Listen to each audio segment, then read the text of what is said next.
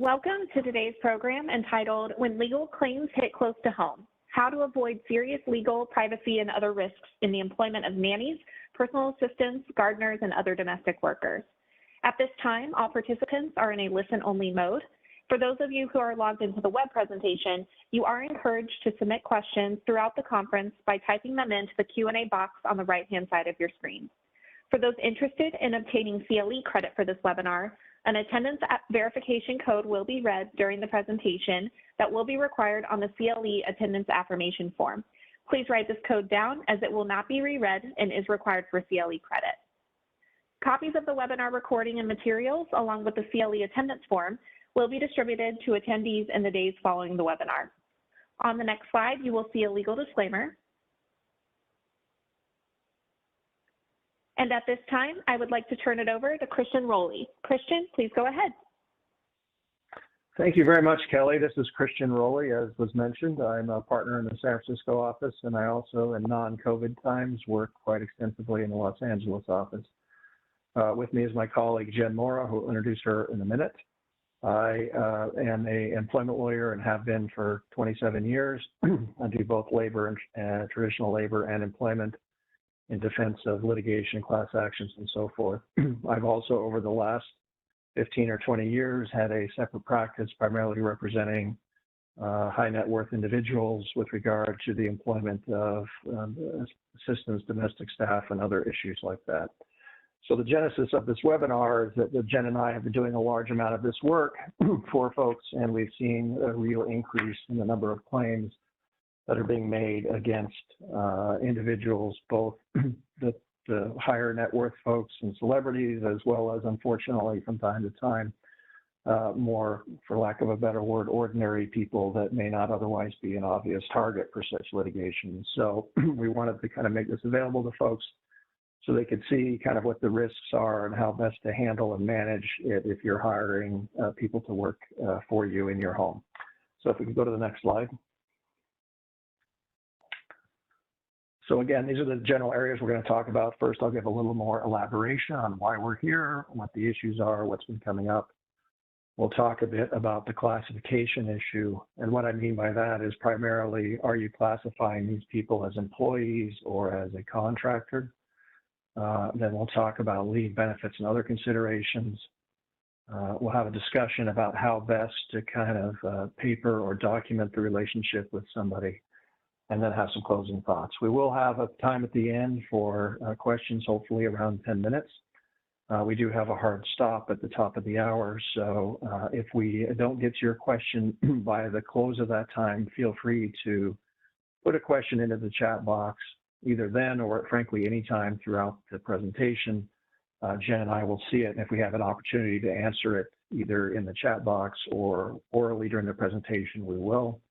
If we can't get to it during the presentation for some reason, or it would require a little more tangential or elaborate answer, then we will follow up with you in the days after the presentation with the information. So if we could go to the next slide, please.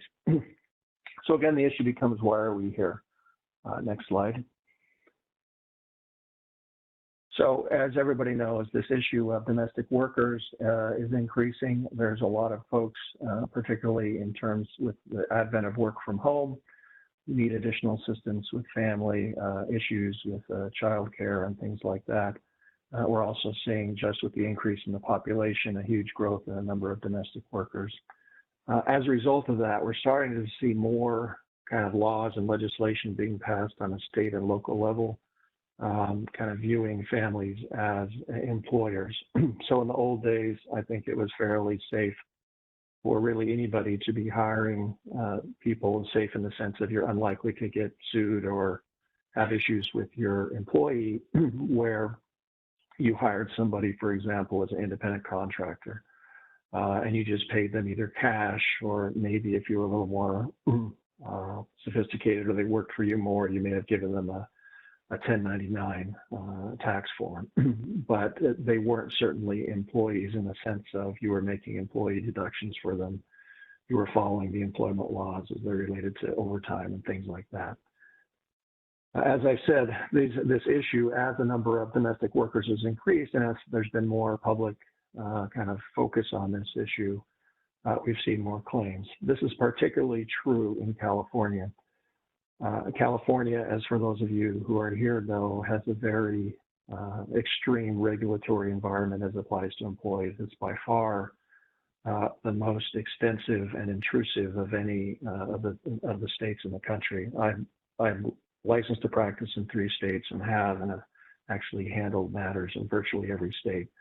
And California is by far and away the most difficult for even a sophisticated employer to comply with, but particularly for somebody who is just a family or family office who's employing individuals. So a lot of this we'll talk about California, but we'll also mention the federal standards.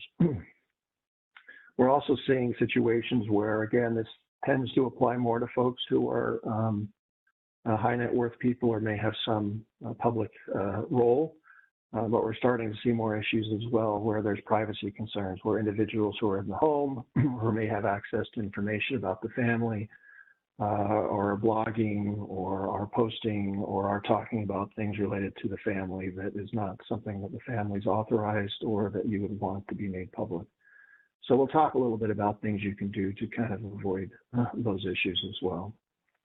The difficulty with these claims, again, particularly in California, because of the way the regulatory environment works, even if you have a good relationship with somebody for most of their employment with you, the problems often arise when you want to terminate that employment. Maybe the individual did something that bothers you. Maybe they're just not working out. Maybe they, there's some conflict between employees, and so you have to let one of them go. There could be other types of situations like that, but typically where we see the problems arise is when you try to end that relationship.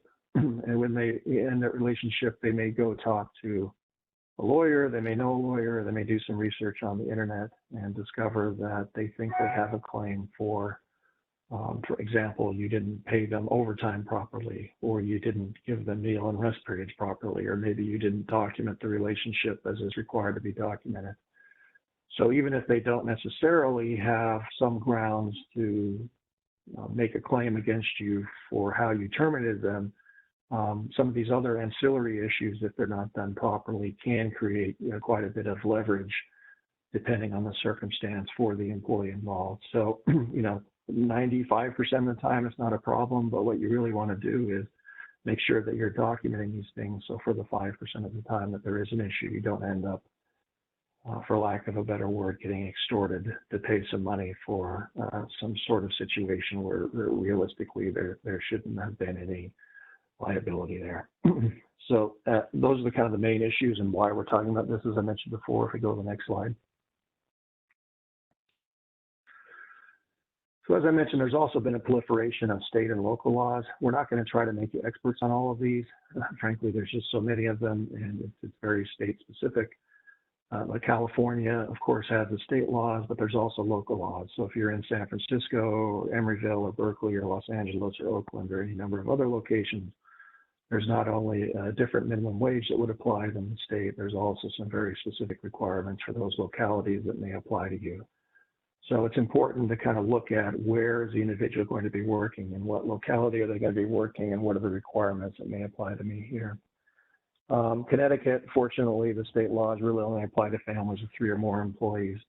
Some of these other states have, and again, we're not going to go through each one, because I don't know if anybody's even on from these states, but some of these other states have very specific requirements that may apply to domestic workers. So the key takeaway from this is, depending on where you're located at, and depending on kind of how many folks you're hiring, what the circumstances are, it's important to know what not only the federal law is that would apply to you, but also the state and local law. The other point that's important to remember about this is, and I'm sure most of you know this, we have an overarching federal law called the Fair Labor Standards Act, which I'll talk about in a minute, that applies across to all employees in the country with certain exceptions.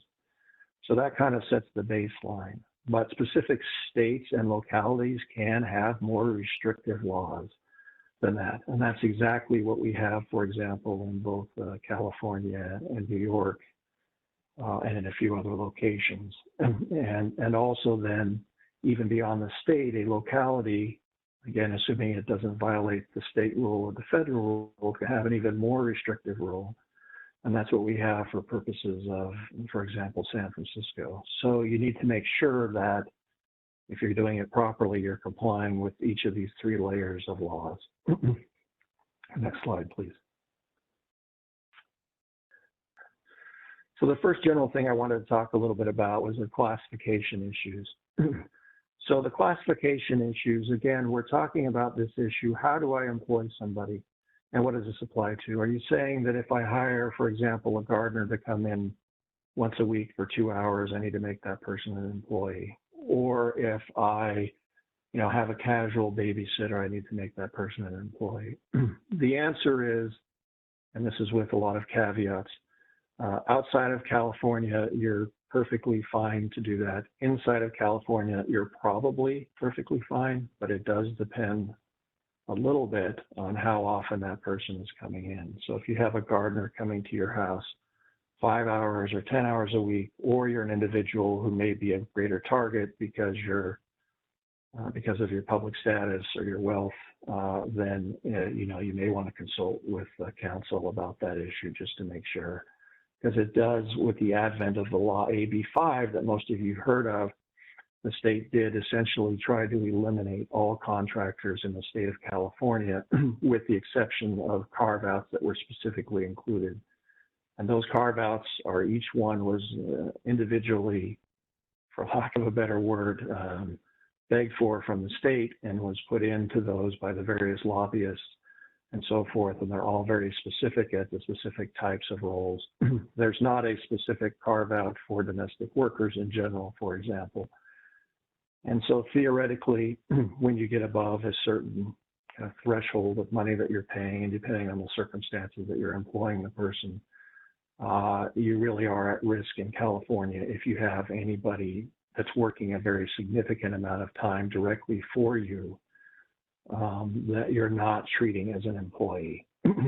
So, for example, we see situations where people may have, more or less full-time housekeepers, or more or less full-time nannies, or more or less full-time other types of employees that they continue to play as a contractor in California in particular, where it's a risk, and to a lesser extent in New York, Washington, Illinois, and a few other states, where that individual very likely should be legally treated as an employee.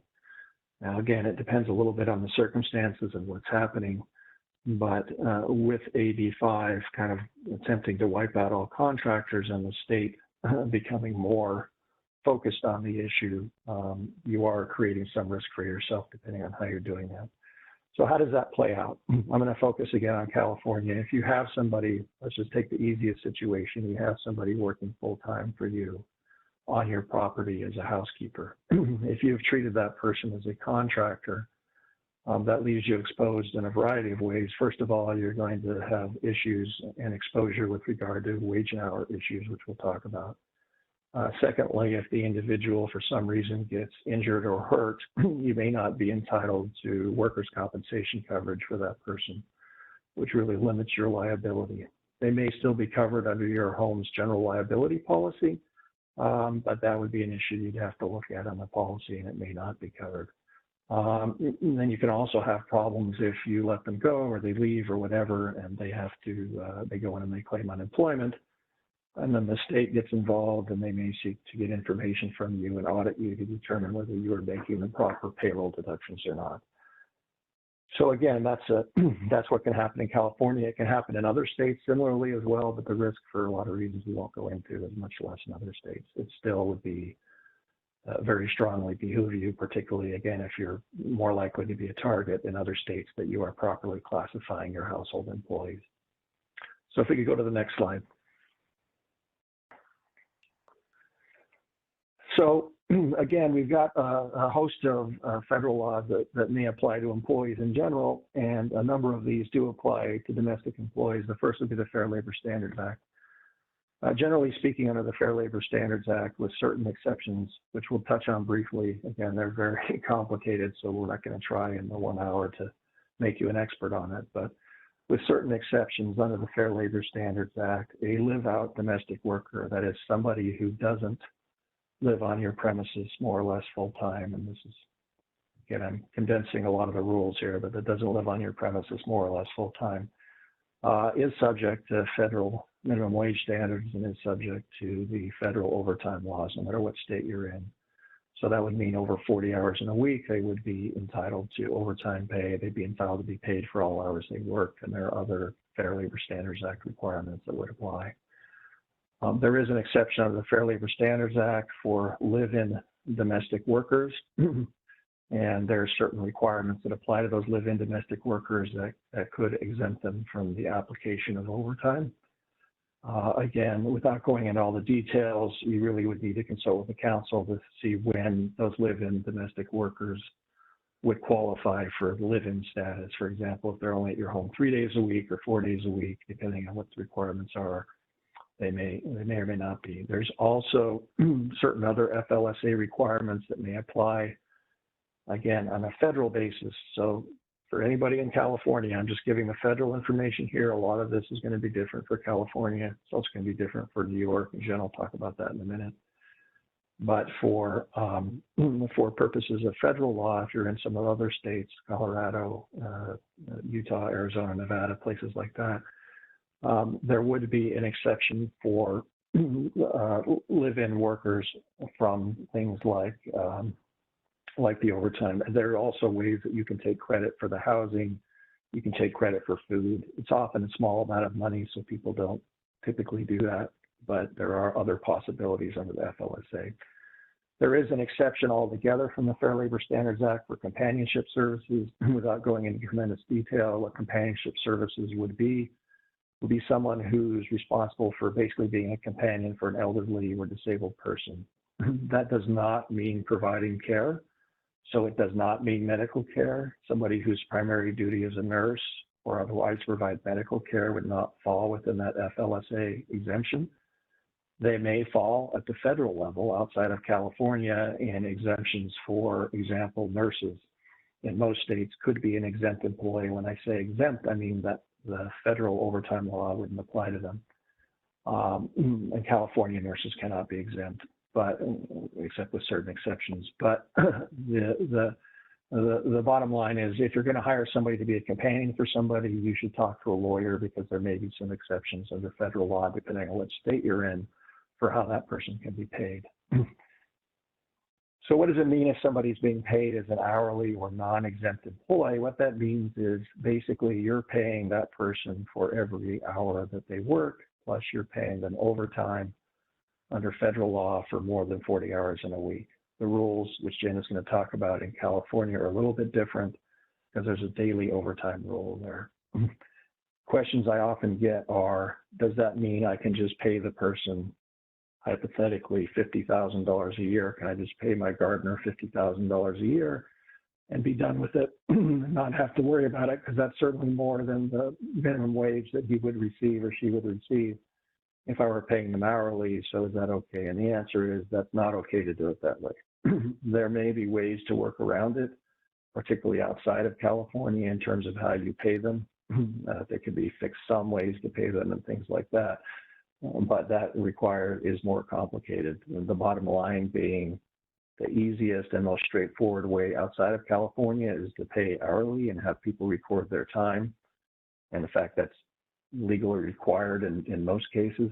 Inside in California, where risk is much higher and it's a lot more stringent, really that's the only way that you can pay hourly employees, is to have them accurately record their time and to pay that subject to the rules, which Jen will talk about. Now, with regard to other federal laws that may apply, a lot of those laws, like Title VII and other laws like that, have a minimum employee limit. So if you're a regular person that has a modest-sized number of people working for you, maybe a nanny, maybe a housekeeper, something like that, you're not going to be subject to a lot of those laws. If you're larger and have a larger number of employees, you could be. Or in some cases, if you have a business and you're also employing people, it's possible that those could be aggregated together depending on what your corporate business structure is. One other thing I wanted to mention is that under federal law, there is some of these exceptions for live-in domestic workers don't apply if the person is not directly employed by the family itself. So if you have a third-party staffing agency that's placing somebody there, that may convert somebody who otherwise wouldn't be entitled to overtime to overtime. So keep that in mind. The one thing I wanted to mention in terms of talking about staffing agencies, because this can sometimes be confusing for people, there can be basically two ways that you could use a staffing agency in the domestic environment. The first would be they send somebody to you, they place them there, but you are essentially responsible for employing that person, for paying them, and that type of thing. In that case, you are the employer of that individual. And so you are typically, unless you've given responsibility to staffing agency to do this, you are the one that has to make sure the law is being followed. So in that case, if you're hiring an agency to do that, it's very important that whatever agreement you sign with them,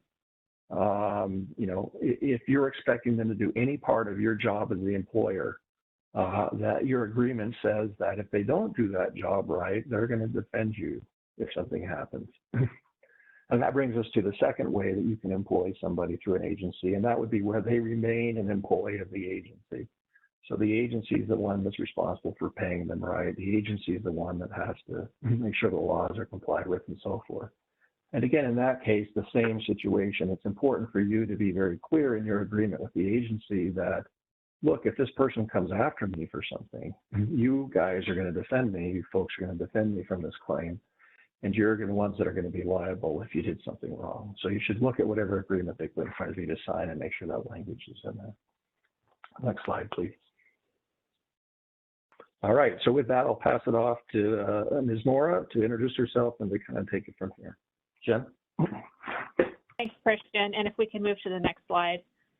Just to give you all a little bit of background about me, and good afternoon and welcome. My name is Jen Mora. I am a senior counsel in San Francisco. I've been doing management side labor and employment law for 20 years, and I'm part of the firm's workplace counseling group. So I do a lot of counseling on these types of issues. I also am, I hate to use this word, somewhat of an expert on drug testing and medical marijuana issues, plus background checks, which Christian's going to talk a little bit about background checks. So we're going to talk about some of the more nuanced state and local issues that Christian highlighted early on. And the big, one of the primary reasons that we tend to see claims or we get questions after the fact from families has to do with the payment of overtime. And again, particularly in California. As Christian mentioned, families usually want to avoid what they might view as a hassle, maybe even to the employee in terms of keeping time records or having to calculate payroll. And what they try to do is to pay these employees on a salary basis, which, as Christian mentioned, means that you pay somebody a set amount per year or per month or even per week to cover all hours worked. But before talking about what the specific California overtime rules are, I want to highlight why this can be an issue in California, in addition to what Christian said, which is that it doesn't, when you pay somebody a salary in California, it doesn't eliminate the need to actually still pay them their overtime. And when you require your employees to track their hours, along with their meal and rest period requirements, which we're going to address, it really avoids disputes later on down the line if there's going to be any sort of claim, which, as Christian mentioned, can be extremely costly. Our experience, and we have a ton of experience defending these claims in California, is that if your employee isn't tracking their time and they then go and file some sort of claim, usually relating to unpaid overtime, the presumption is that the employee is correct unless we have some sort of evidence to show otherwise. So you're not only going to have to be on the hook for unpaid overtime, but you could possibly there's waiting time penalties, there's interest, and if that person happened to get an attorney, then you could possibly be on the hook for fees and costs. And we're going to talk as we go throughout about why there's other reasons aside from overtime, why it's important to maintain accurate timekeeping records for employees. But let's talk about California. California actually has a pretty comprehensive domestic workers law. They call it the Domestic Workers Bill of Rights. And it distinguishes between personal attendants and other domestic workers. So typically your personal attendants are going to be your nannies, your nurses, your caretakers. And those types of employees should receive their overtime over 9 or over 45, and they're not over 9 in a day and 45 in a work week. They're not entitled to double time, and we'll talk about other employees. The 20% duties rule refers to the fact that these types of workers can't spend more than 20% of their time doing other types of duties that don't relate to their job as a nanny, nurse, or caretaker. So that would mean if they're also doing shopping, if they're doing any sort of cleaning, if they're doing cooking, that's okay so long as in terms of quantifying it, they're only doing that less than 20% of the time. And so if you find that your employees are spending a third or even half of their time being a nanny, but also running errands and doing all kinds of other things unrelated to being a nanny, then that turns them into a domestic worker. So if we could go to the next slide, you'll see here that your domestic workers, California distinguishes between those that live actually in the home or they live at their own home, so they don't live there. And so domestic workers are going to be your butlers, your chefs, gardeners, drivers, personal assistants. We work with a lot of families who have their own personal assistants, housekeepers. And so the rules with respect to those domestic workers are going to vary depending on whether or not they live in the home or they live outside of the home. And so for those that live outside of the home, they get overtime for hours worked over 8 in a day or 40 in a week. They get overtime for the first 8 hours on the 7th consecutive day of the work week. Double time, so 2 times the regular rate of pay for hours worked over 12, and double time for hours worked over 8 on the 7th consecutive day of the work week. So you can see for your domestic workers who don't live in your family, calculating overtime can get a little complicated under that scenario. For your live-in people, we're looking at over 9 in a day, overtime for over 9 in a day, overtime for the first 9 worked on the 6th and 7th consecutive day of the work week, and then double time for hours worked over 9 or on the 6th and 7th. I'm sorry, over 9 on the 6th and 7th consecutive work week. And again, if you have somebody who is a nanny or what we might otherwise think about as a personal attendant who is spending more than 20% of their time doing non-nanny or non-personal attendant type duties, then they're subject to the requirements that are on this slide. Next slide, please. And if I could just add one thing to here, Jen, real quick. So sure. the biggest issue, the biggest areas we see litigation, personal assistants, as Jen mentioned.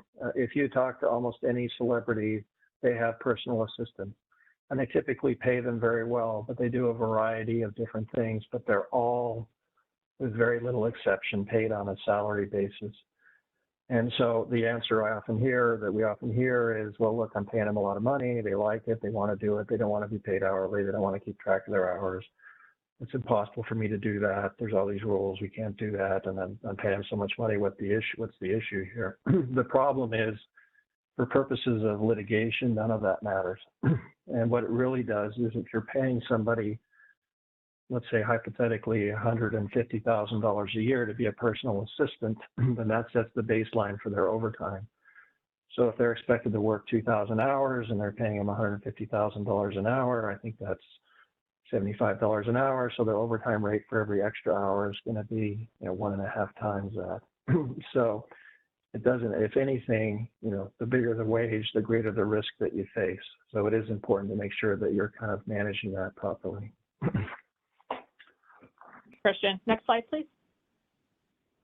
The other thing I forgot to mention, California also, of course, we have to pay domestic workers and personal attendants minimum wage. The state level is $13 per hour if you have less than 25 employees. It's a little bit higher if you have more employees. But as Christian mentioned, there are, especially in California, of course, there are a bunch of cities that have their own unique minimum wage requirements. And so, for example, if your employees are in Los Angeles or San Francisco, they actually have higher minimum wages than the state $13 per hour limit. And again, that hourly minimum wage rate is going to vary depending on how many employees you have. Just to kind of give you a smattering of some of the other states that have minimum wage and overtime requirements for domestic workers, these jurisdictions all actually have a domestic worker law. You'll see for the most part, it's requirement that you pay minimum wage, whatever the minimum wage is in that particular jurisdiction. And then also mostly overtime after 40 in a work week. You can see Hawaii, New York, and Oregon are going to have a different rule for people who live with you. Nevada requires minimum wage, including for time that they sleep, and if they have to do an on-duty meal period, which we are now on the next slide going to talk about meal breaks and rest periods. So going back to kind of what I was talking about earlier as to why it's so important to do timekeeping here in California is that in California, if an employee is denied a meal break, and we'll talk about what the meal and rest period requirements are, it's a 1 hour penalty for each violation, which is an hour of their pay. If they miss their rest period, it's yet another 1 hour penalty, which, you know, if you can kind of think about it or conceptualize it in your mind, that really, really adds up. I confirmed today with our wage and hour guru that whether or not somebody who misses meal and rest periods is entitled to waiting time penalties for the meal period violation is unclear right now. But if that ends up going in employees' favors, that's going to be another thing to think about in terms of, you know, the importance of providing meal and rest periods. In terms of— So Jen, I'm sorry, can I just jump in on meal and rest periods real quick? Sorry about that, real quick. Sure. So the other thing on meal and rest periods to keep in mind is a meal and rest period, the person has to be relieved of all duties. So it cannot be a meal period where, this is a nanny, for example, the child's and they don't qualify as a personal attendant because they're spending half their time doing laundry or, you know, shopping or things like that. If it's in that case, the nanny would have to be given 30 minutes. Again, this is where they don't qualify as a personal attendant. The nanny would have to be given 30 minutes duty-free meal period and 2 10-minute rest periods in a typical 8-hour day. They can't be required to carry a phone or pager or to do other duties during that period of time. And if it's not taken at exactly the right time, which is before they've worked more than 5 hours for the meal period, you're liable. Or if it's even a minute short, our Supreme Court has said you're liable then too, in most cases, unless you can prove some things which are going to be very difficult after the fact. So it's really important that when you set up the relationship with somebody who's a gardener or a butler or somebody else who's clearly covered by the meal and rest period requirements, that you make account for that and that you build into your offer letter and into your practices the ability for the person to do that, and then they do that, and in most cases would record that meal period in their time records. Thanks, Christian. So in California, I won't go into the details because Christian just highlighted them for us, which is, you know, the 30 minutes and the 10 minutes, but personal attendants, if they actually qualify, but again, keep in mind the 20% duties rule, but if somebody is an actual personal attendant, then a meal and rest period is not mandated. You certainly can give them one if you want. But other domestic workers or a nanny who spends 50% of their time doing shopping or what have you, they're subject to the normal state rules of the 30-minute meal break and 10-minute rest period. Illinois, based on my research, was one of the only other laws, domestic worker laws, that had some sort of meal period requirement, and that's 20-minute meal break for every 7.5 hours worked. Next slide. Many of these laws also have some sort of protection for allowing workers to take a day off, but they also tend to recognize the right of the employee to actually waive that. Maybe they want to work for whatever reason, they need the extra money or what have you. Illinois, Massachusetts, and Nevada, they all allow a worker to waive their rest day, but if they do waive it, they have to receive overtime, which typically is going to be the case anyway, because if somebody is entitled to a day of rest, they've probably already met that threshold in order to be eligible for overtime. Next slide. Basically the same concepts in California. So I'm not going to go through that unless, Christian, do you have anything to add on California's day of rest requirement? Yeah, California has you're supposed to give 1 day of rest for every, in each work week. The work week can be defined differently, so it depends on how you define it at the front end. It may be, you know, Sunday to Saturday night, but you could define it differently. But essentially, if they have to work on that 7th day, they're entitled to time and a half, up to 8 hours, and then potentially double time after, depending on what job they have. Thank you. Next slide. So California is actually fraught with litigation with respect to its wage statement claims or pay stub claims. The wage statement law is extremely detailed, and it has to include a bunch of items that are listed in the statute: gross wages earned, number of hours worked. This is yet again another reason to require your employees in California to maintain time records, because you actually have to report to them the number of hours they worked, any deductions you've taken, net wages earned, the dates that are included within the pay period, the employee's name and last four of social, name and address of legal employer, and hourly rates and hours worked at each rate. So again, if that might be an example where you pay a lower rate for travel time, but you pay a higher rate for actual work time, you would have to distinguish on your wage statement the different hours, the number of hours that are worked for the different pay rates. Hawaii has somewhat of a similar, but not as detailed as California, and Massachusetts has a 3-year records retention requirement. I believe, although Christian can correct me if I'm wrong, it's longer in California. Remind me, the records retention requirement in California? Well, for payroll records and things like that, you'd want to retain them for at least 4 years because that's the limitations period. So for at least 4 years from when an individual worked for you, you'd want to maintain their time in payroll records. I mean, ultimately, at the end of the day, it's a best practice in any jurisdiction to maintain timely and accurate wage and hour records. And so you're going to want to make sure that you check the state where you are to ensure that you have exactly what you're supposed to be retaining and that you're retaining it for the appropriate period of time. Next slide, please.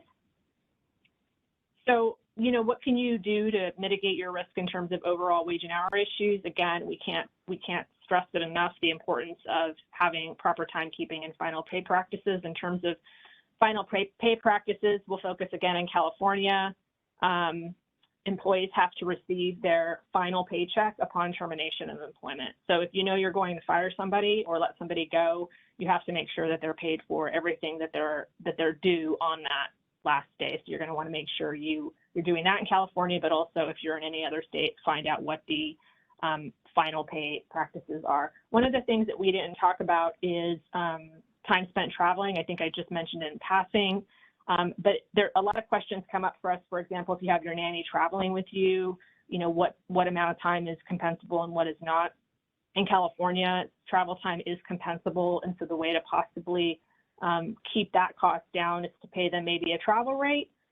So they'll get, I don't know, minimum wage for any time spent traveling, but then they get $30 or $40 an hour for actual time working. The only issue with that, though, is that when calculating overtime, you're going to have to do a blended rate, so it can get a little complicated in terms of calculating if you end up doing a travel rate. One of the things that we've learned too with respect to your wage statements is that payroll services providers typically are not going to do that for the company, so you're going to want to make sure that your wage statements have all of the information, particularly in California, that's required. The penalty, depending on how many times you've been warned and how many violations there are, the maximum, based on my research, they could get is about $4,000 per individual if you're not keeping compliant wage statements. So that can add up for you. And then meal and rest periods, as we talked about, so those types of penalties can really they increase rather exponentially, and so it's important to make sure that your employees are getting their meal and rest periods. If we could go to the next slide.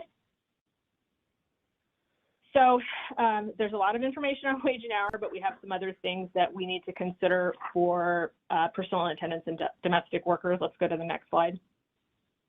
We're not going to go into these in too much detail, but a bunch of states have various laws, leave laws, paid sick laws, or other types of laws that provide protections to employees that, while not necessarily in the domestic workers law, they just apply as a matter of course based on the law at issue. So for example, California's paid sick law applies to all employers. The complication with California is that, as Christian mentioned, a bunch of cities, Berkeley, Emeryville, San Francisco, Los Angeles, have their own paid sick leave ordinances. And so we definitely suggest having a policy in California for paid sick so that employees understand the benefit that's available to them, how to use it, what they get, how much time they have, things like that. California employers, if you have 5 employees, maybe you're a particularly large estate and you do meet that 5-employee threshold, your employees are then entitled to pregnancy disability leave. So we would suggest having a policy for them. Unemployment and workers' compensation insurance, I think that's going to be an issue you're going to face pretty much in any jurisdiction where you're deemed to be an employer. So that's something to look into in the state where you're located. Illinois also has pregnancy disability leave. New York, 3 paid days off after 1 year of employment, and also provisions for unemployment and workers' comp. Oregon, 3 personal leave days each year. So you can see that you really have to make sure that you're working with counsel in any jurisdiction where you have your workers to make sure that you're providing them, you're paying them properly, and you're providing them all of the leave entitlements, paid sick entitlements, et cetera, that they're entitled to. Next slide, please. Terminating employees, many times we get a lot of questions about, well, do we have to actually provide a specific reason when we terminate somebody?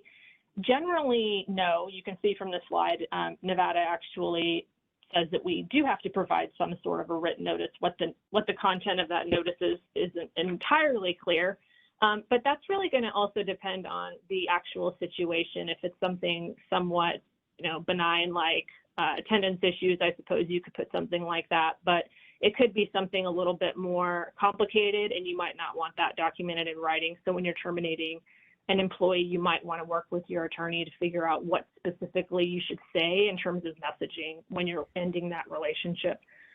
The other issue with terminating employees is that many jurisdictions require that the employee receive some sort of a notice that's usually issued by the state covering a variety of topics. So for instance, in California, there's unemployment rights notices, and we've actually seen more and more states requiring these types of notices in light of COVID, so that essentially lets people know of their right to file unemployment claims. So again, you'll need to look at your jurisdiction to see what notice requirements there are. And as I mentioned earlier, final payrolls, again, when terminating people in California, if you terminate someone, you have to pay them everything due at the time. Otherwise, you risk waiting time penalties, which get expensive extremely fast. Next slide, please. And just so we're clear, we haven't explained waiting time penalties, but in California, if you don't pay somebody every penny they're due when it's due, you're assessed a penalty of 1 day's pay for every day you're late, up to 30 days. And so if somebody was making $200 a day for you, and you failed to pay them $5 that you owed them, you would theoretically be liable to them for $6,000. And if they went to a state agency of the DLSC and did that, they would, again, if it was clear you owed them the $5 and you didn't pay them, they would get that $6,000. Thank you.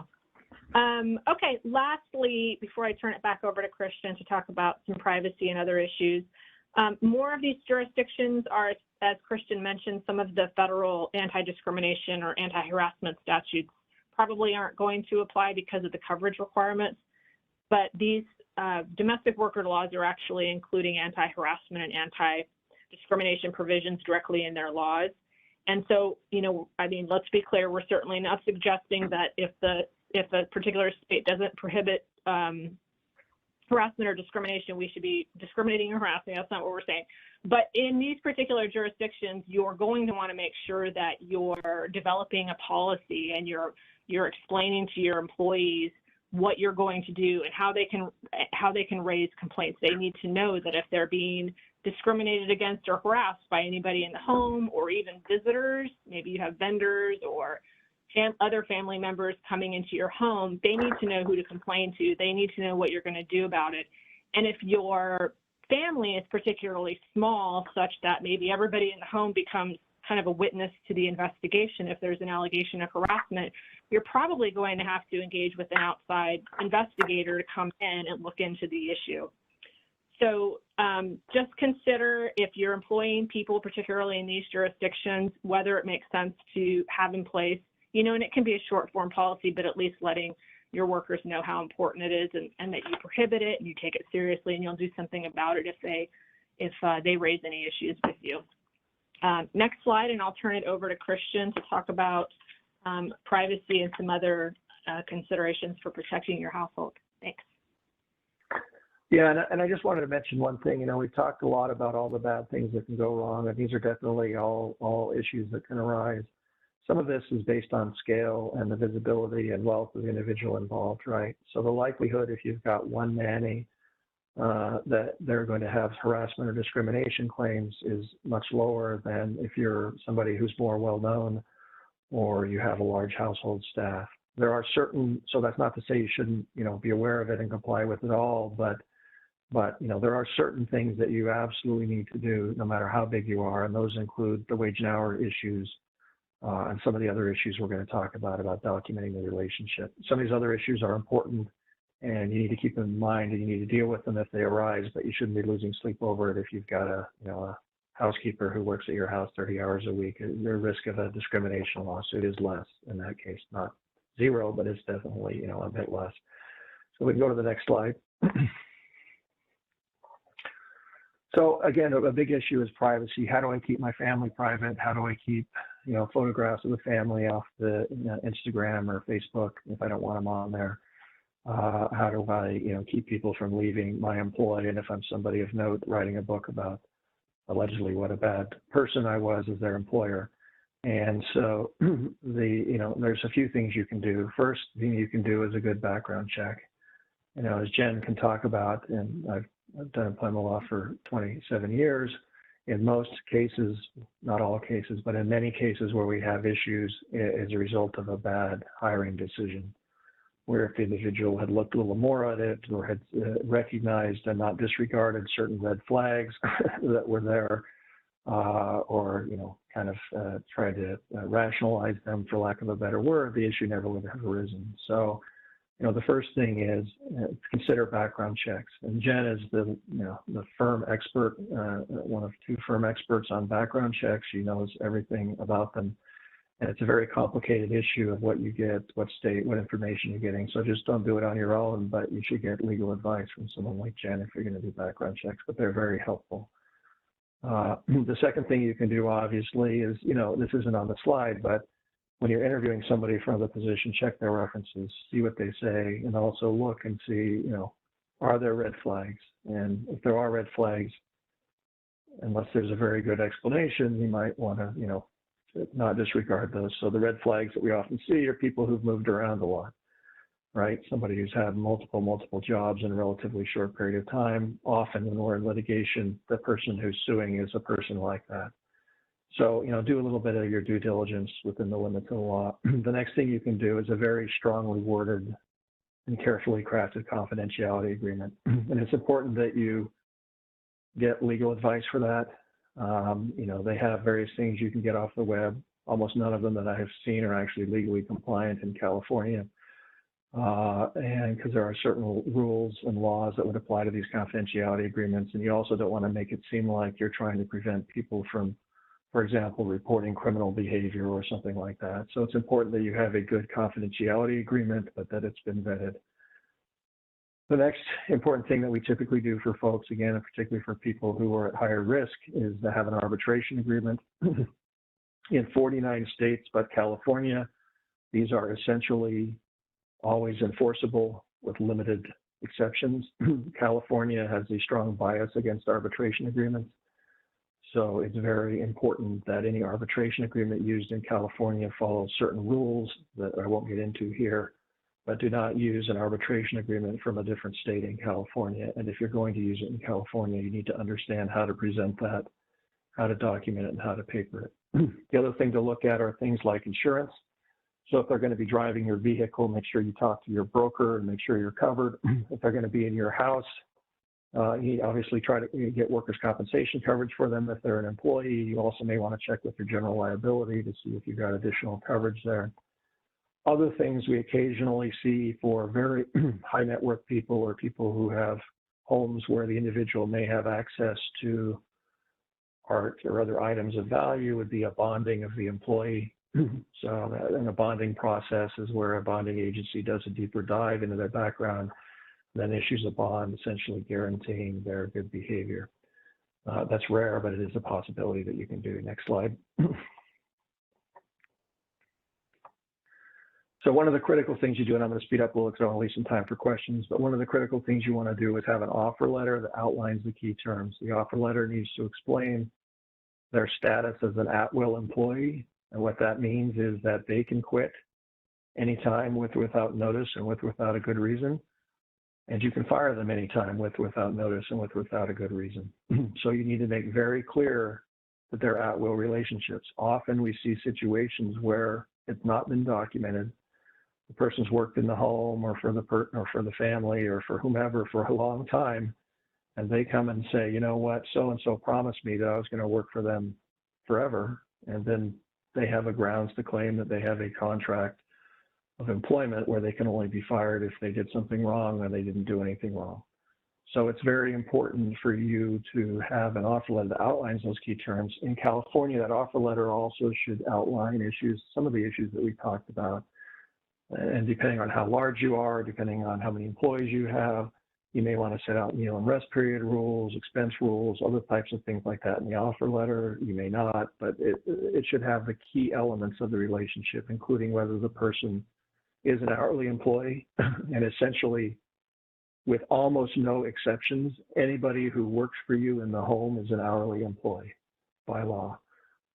There could be some very limited exceptions, particularly outside of California, but if you're paying somebody salaried who works in your home in California, you're not paying them properly. So it needs to be outlined in the letter about how that's done. There's a notice requirement in California that you have to provide to employees that sets out certain categories of information. That's called the wage theft notice. That needs to be provided.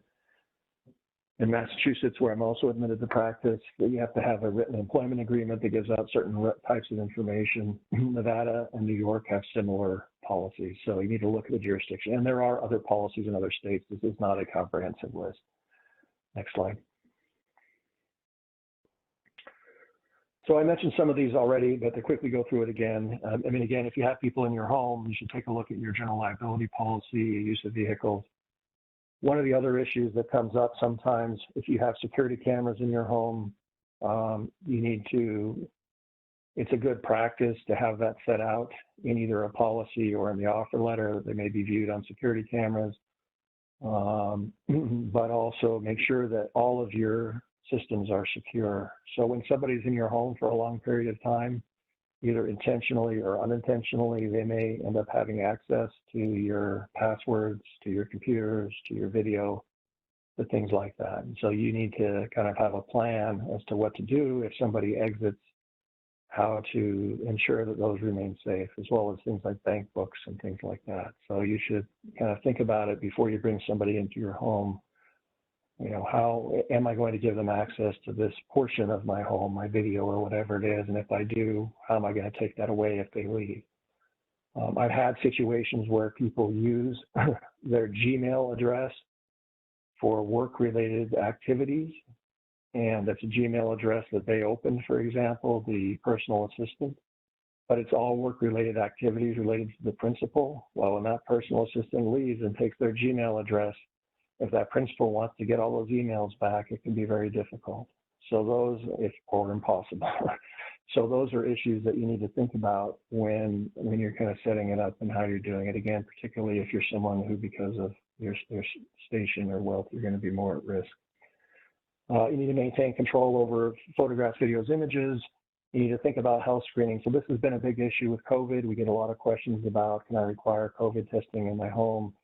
For people working in my home, what do I have to do on that? Because we're in a big group with people from all over the country, and there's a lot of nuance to this. I'm not actually going to answer that question on the phone, but it is an issue. There are ways that you can do that to protect your family from COVID if that's a concern. Again, arbitration agreements, which I mentioned, and bonding and insurance and workers' comp coverage. So if you do kind of these things, if you set it up properly on the front end, your risk is going to be greatly diminished. Next slide. So here's the magic CLE code, SS7728. That's SS7728. And with that, I think that's all. Is there any questions? We haven't had any questions in the chat.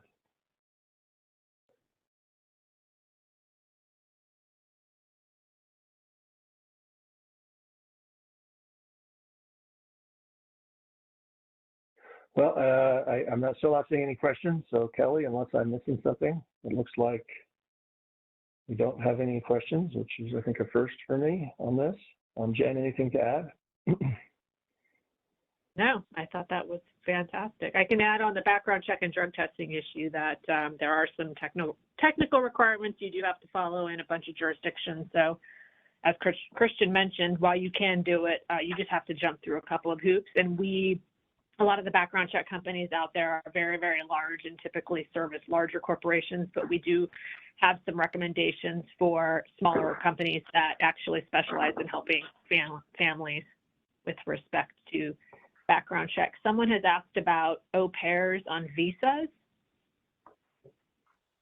Yeah, so let me answer that. So quickly, two other things here. So, and one thing I didn't mention, there is an I-9 requirement. So it's important that you follow the I-9 rules in terms of when you hire somebody. Again, particularly if you're somebody who could be at risk. We've all heard of situations where folks, it turned out, I think Mitt Romney was accused of this, and there've been other folks who were accused of hiring undocumented people as domestic help, and there could be some risk or liability for that. So it's important that you follow the I-9 process, which I didn't mention. In terms of the question was, can you speak to an au pair on a J1 visa select?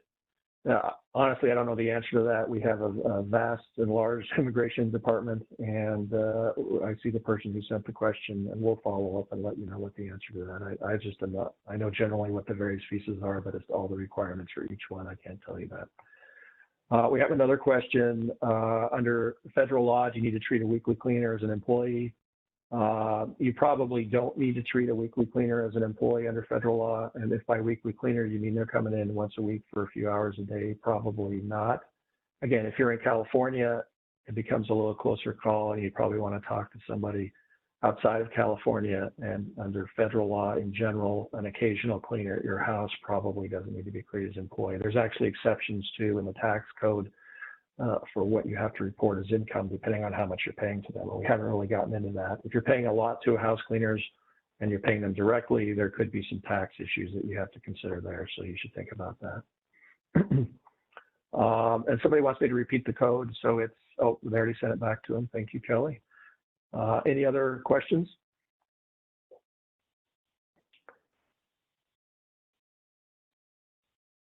One more question here. So in California, if you hire a pool cleaner and then notice a different person shows up, all right.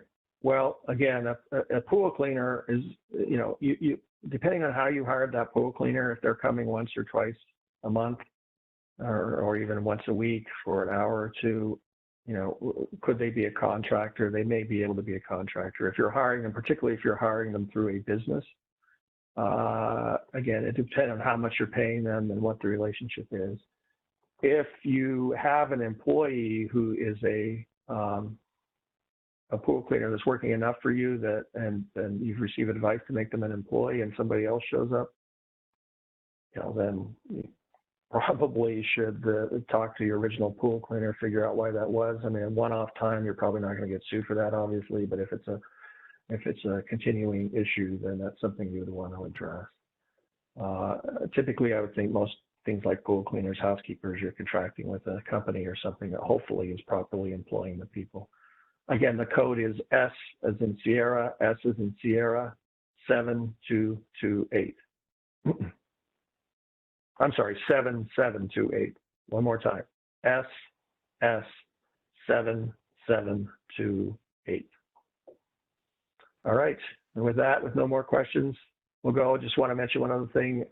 We do have available, if folks want it, we have a kind of a package of materials that has all this built in, all the agreements and everything, which we can conform to any state, essentially. And it comes with a few hours of our advice thrown in, and it's based on a fixed fee. So if you're interested in something like that, or you just want to, get one-off advice, we're always happy to help, assuming there's no conflict. Thank you, everybody. Thank you. This concludes today's webinar. Thank you for attending.